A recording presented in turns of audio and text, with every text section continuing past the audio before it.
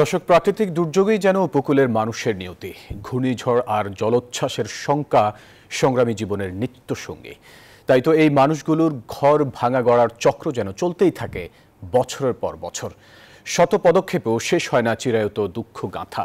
সাতক্ষীরা থেকে শেখ জালালের ক্যামেরায় বিস্তারিত জানাচ্ছেন সজল দাস। উপকূলে শক্তিশালী ঘূর্ণিঝড় রিমালের চোখ রাঙানি।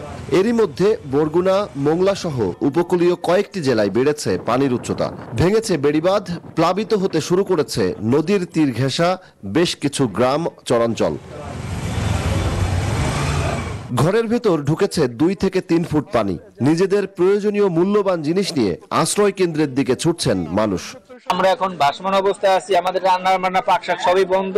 আমাদের অনেক কষ্ট হচ্ছে, পানি হচ্ছে প্রায় 2 ফুটের মতো, আমরা এই পানিতে ভাসতে আছি। এই ফেরিঘাটটা যদি আমাদের মজবুত করে বাঁধা না হয় তাহলে তো আমাদের আর থাকার মতন জায়গাটুকু থাকবে না।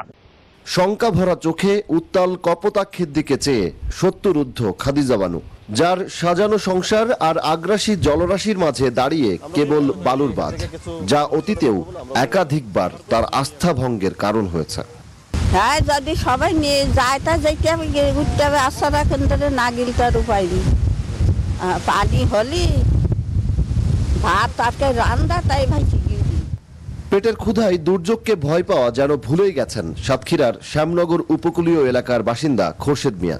মহাপ্রবল ঘূর্ণিঝড় রিমালের মধ্যেও বেরিয়েছেন কাজে।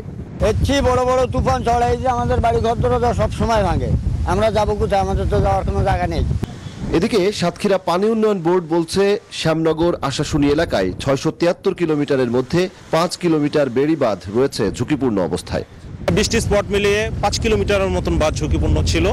আমরা ঘূর্ণিঝড়ে আসার পূর্বেই আমরা সেটা যে অ্যাকশন নেওয়ার দরকার, প্রস্তুতির অংশ হিসেবে জিও ব্যাগ, জিও ফিল্টার, বাঁধ উঁচুকরণ, সেগুলো আমরা অলরেডি নিয়েছি। 2009 সালের প্রলয়ঙ্করী ঘূর্ণিঝড় আইলায় 100-র বেশি বাঁধ ভেঙে ব্যাপক ক্ষতিগ্রস্ত হয়েছিল সাতক্ষীরা, বাগেরহাট ও পটুয়াখালীর উপকূলীয় অঞ্চল, যাতে 73 জনের মৃত্যু ছাড়াও ব্যাপক আর্থিক ক্ষতি হয়। উপকূলীয় এলাকার লাখো মানুষের ভরসার নাম এই মৎস্য নির্ভর অর্থনীতি।